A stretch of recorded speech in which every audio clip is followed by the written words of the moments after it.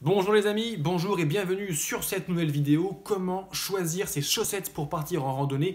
Derrière cette question, évidemment, se cache la vraie question. Comment ne plus jamais avoir d'ampoule en randonnée et comment ne plus jamais avoir de mycose en randonnée? L'année dernière, j'ai marché 5000 km en 6 mois et en 5000 km, accroche-toi, j'ai eu une seule ampoule. Une seule ampoule, 5000 km, ma stratégie est la meilleure. Je t'invite à regarder cette vidéo jusqu'à la fin. Avant tout, je suis David, le banquier randonneur. Mon métier, c'est coach en randonnée. Et concrètement, dans cette vidéo, je vais partager avec toi les 3 règles d'or de la chaussette et une petite astuce personnelle que j'utilise pour toujours avoir les pieds secs, même quand je randonne, quand il pleut. Allez, c'est parti, on y va, mais avant, n'oublie pas de t'abonner à cette chaîne YouTube, mets-moi un super like, pose-moi tes questions dans les commentaires en bas, et je me ferai vraiment un plaisir d'y répondre personnellement. Allez, c'est parti, on y va.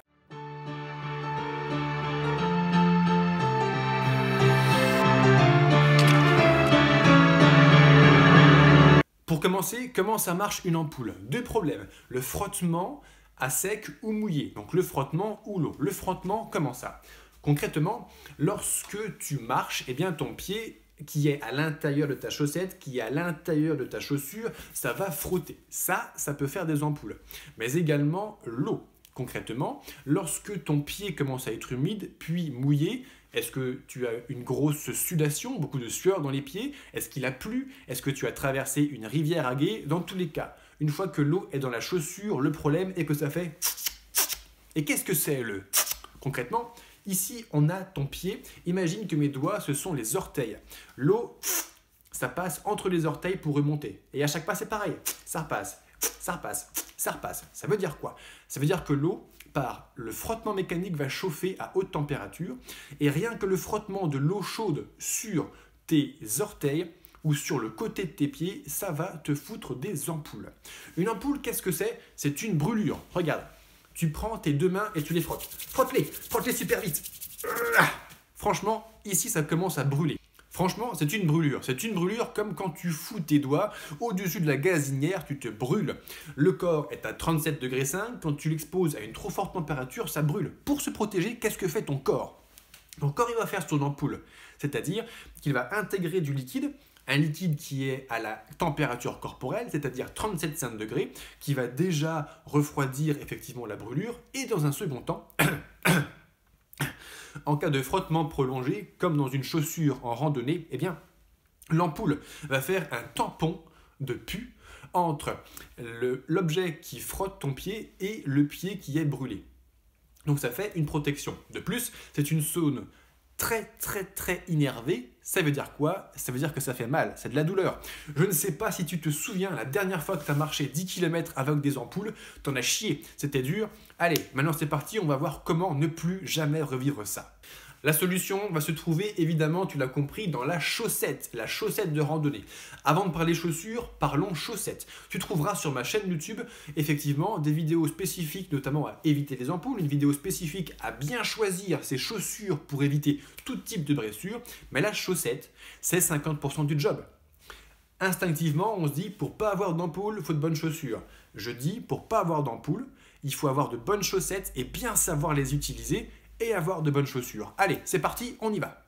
Les voilà, je te présente mes chaussettes de randonnée. Ce sont des chaussettes avec un textile technique. C'est de la chaussette technique et ne prends plus jamais, si tu avais eu cette idée, de chaussettes en coton pour faire tes randonnées.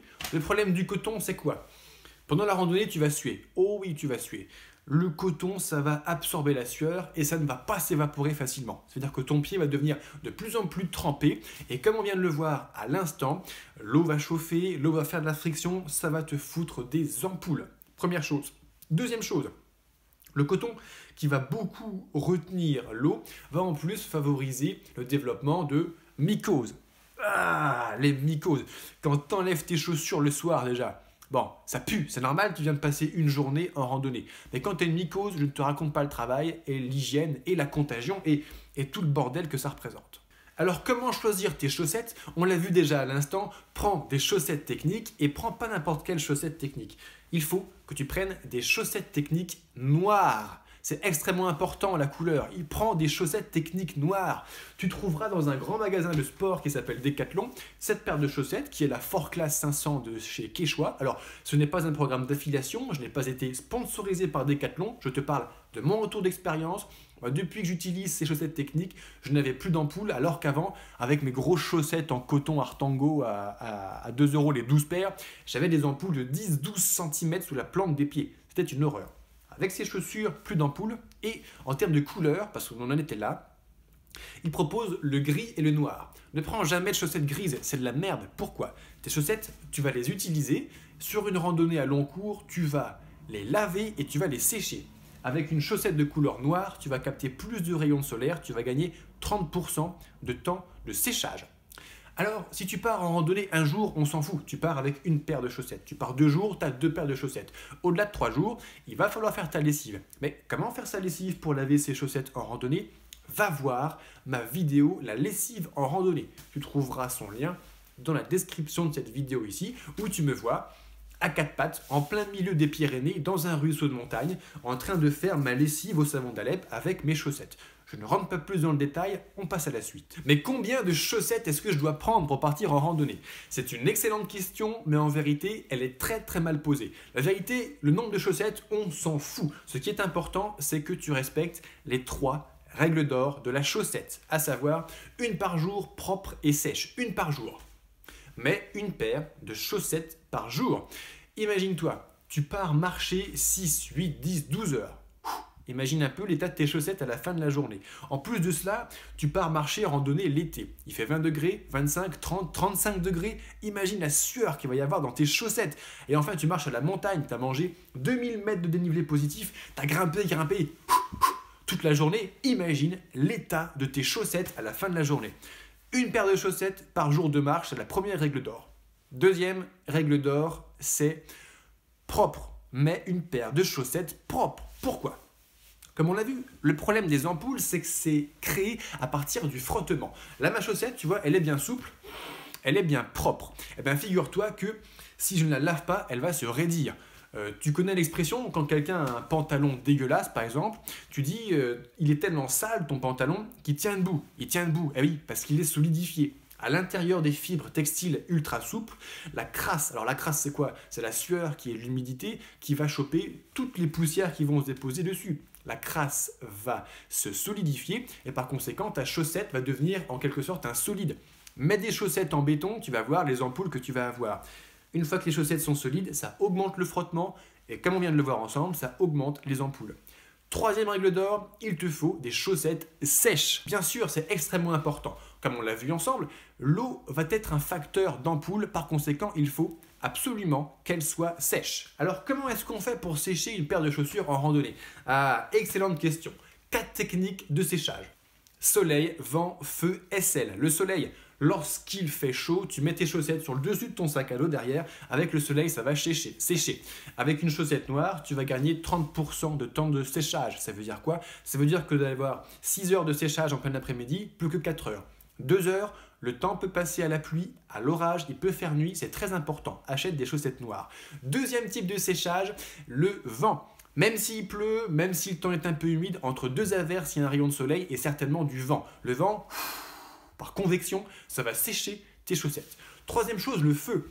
Au bivouac le soir, si tu fais un petit feu de bois, quand tes affaires sont trempées ou quand tu fais pour faire ton manger, eh bien, dispose tes affaires autour très proches, sans les cramer bien sûr, pour les faire sécher.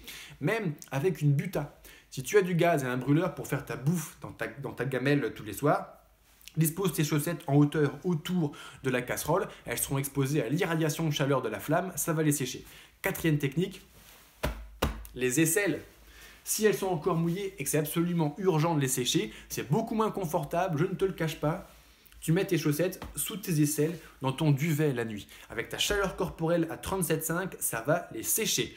En plus, la zone cœur-poumon, ta zone d'espace vital, d'organes vitaux plutôt, eh bien, est l'endroit la plus chaude de ton corps. Ça veut dire que c'est là que ça va le mieux sécher. 2 inconvénients à cela. La première, c'est que ça va te refroidir dans un premier temps, justement ce système cœur-poumon. Le deuxième problème, c'est que toute l'humidité comprise à l'intérieur de la chaussette, eh bien, va s'évaporer à l'intérieur de ton duvet. Donc c'est pas cool. Moi, je privilégie cette option qu'en cas d'extrême urgence, quand j'ai vraiment plus aucune paire de chaussettes sèches à mettre pour le lendemain matin.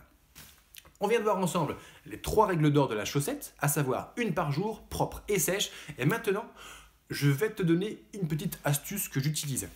Je suis un gros sueur des pieds. J'ai une grosse sudation dorsale et podale, ce qui veut dire que facilement mes chaussettes sont trempées.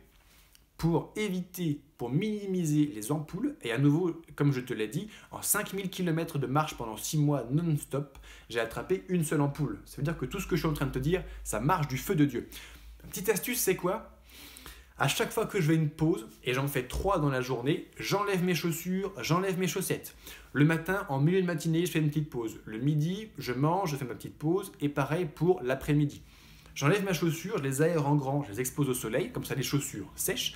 J'enlève mes chaussettes, je les aère, je les expose au soleil, elles sèchent. Et je mets mes doigts de pied en éventail comme ça, ils sèchent. Par conséquent, quand je repars à mi-matinée ou mi-après-midi, j'ai séché de manière intermédiaire mes pieds, mes chaussettes, mes chaussures, tout ça, tu l'as bien compris, pour être bien au sec et diminuer le risque d'ampoule.